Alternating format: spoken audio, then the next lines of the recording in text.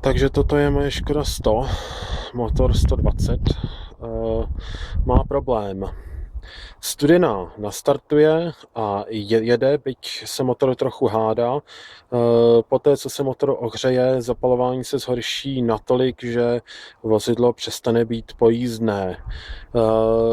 Vzhledem k tomu, že jsem neměl žádnou možnost nějakého důkladného testování, tak jsem vyměnil celý systém zapalování za nový, to je nový rozdělovač Favorit, nová cívka anglické výroby a nová krabička zapalování. Tady všechno zapojené tak, jak má být. Pro jistotu i novou autobaterii s větším proudem a i nový alternátor, tento je z Fabie 70 A. Dále jsem dal novou hlavu, která je též nová, nepoužitá. Nechal jsem ji předělat na tvrdá ventilová sedla. A motor dává krásný stejnoměrný odpor, tak jak má být, a nic nepomáhá. Prostě, no uvidíte. Takže toto je studený start. Přepínám na benzín. Je tam elektrická benzínová pumpa. Je to správný typ, je to ten typ pro karburátory se slabým tlakem. To je to ťukání, co je teď slyšet.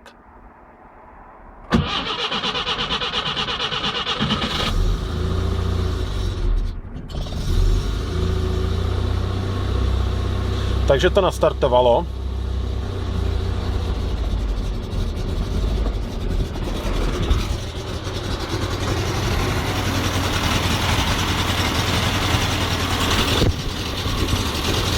Slyšíme, jak to vynechává.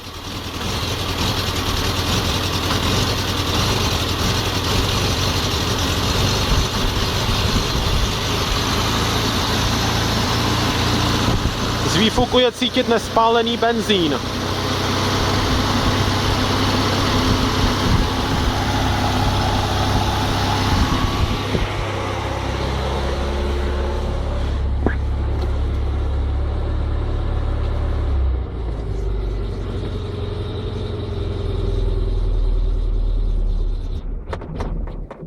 No.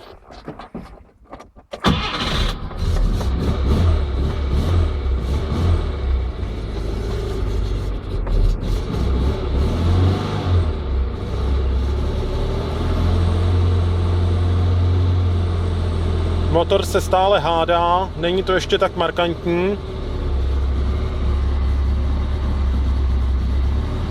Je zatím stále studený.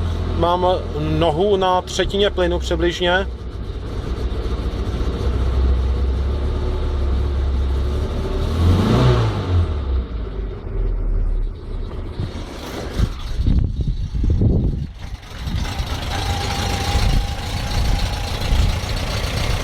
Karburátor je sedr.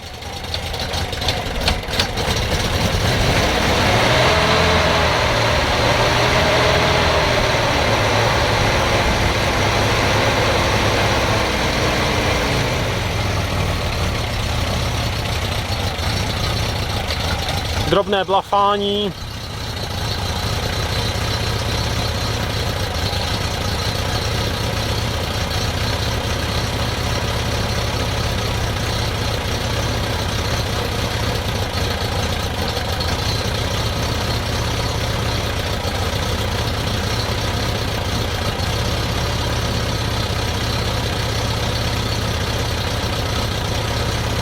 Kabely jsou nové, anglické výroby, jsou bezodporové. Koncovky nemají vestavěný odpor. Zkusím se projet.